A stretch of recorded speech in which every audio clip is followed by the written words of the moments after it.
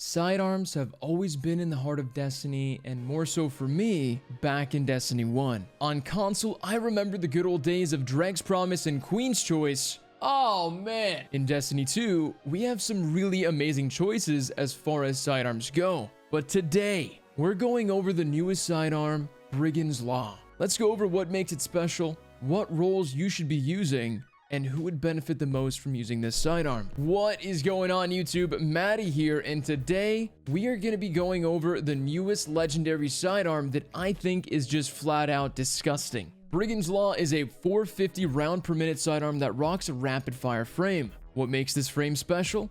Glad you asked. This allows the sidearm to be fired in a full auto and allows for deeper ammo reserves. It also allows you for a faster reload when the magazine is empty. I pair that with Spark of Discharge to create ionic traces with Arc Weapon Final Blows, which when paired with the aspect flow state, you become amplified. What does that do? Well, makes your reload speed fast as hell, movement quick, and your handling speed incredibly fast. This made it an absolute unit when I took it into some of the newest activities this season. Right away with a magazine size of 15, this thing rips. The stability felt really nice at a cool 69.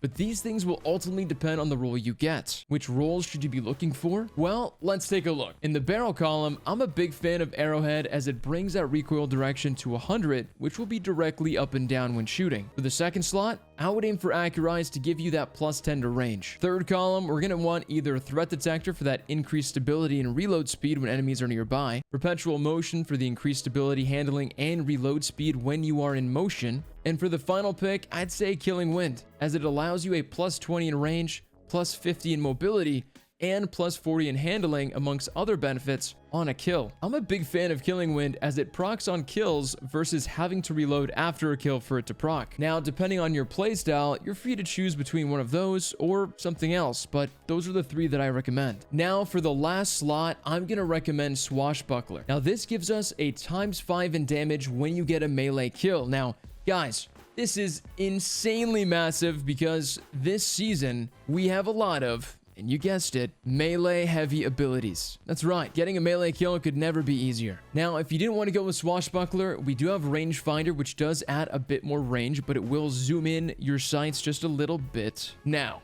if we're feeling a little bit adventurous, maybe a little frisky, we can try out one of the newest perks called Volt Shot, which after getting a kill and reloading, it overcharges the weapon for a short time, causing it to jolt on the next shot. Seems like a crazy build can be had around perks like this, but alas, it is just too soon to say. So, who should be using the sidearm? Honestly, anyone who loves aggressive play, and especially those who are rocking Arc 3.0. With the fast speed and momentum that we have with Jolt and Amplified, moving fast and being aggressive as possible is going to pay off, guys. Now, when I took this into PvP and PvE, I noticed a few things. For starters, it's really smooth, and it takes out enemies really fast due to the high rate of fire, as well as being Arc.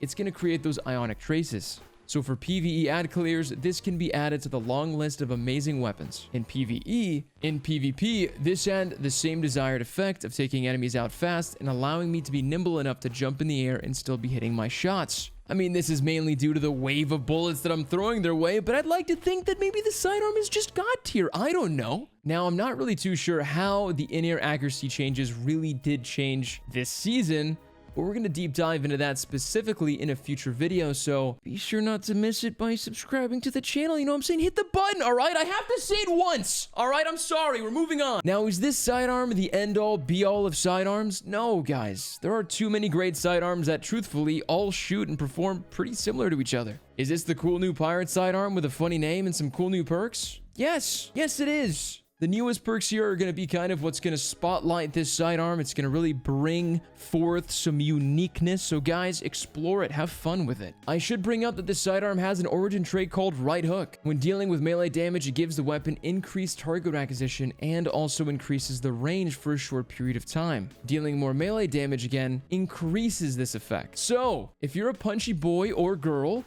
then this is a perk that should pique your interest. It's what I like to call a clutch perk. It means for those tight close-up battles when the arms are swinging and the melees are more than likely whiffing, bam! You get some damage and hopefully a kill. You then shoot the enemy and hopefully hit your shots. And then you get that sweet, sweet Twitter clip of you 1v3 in that one sick whatever Trials of Osiris game.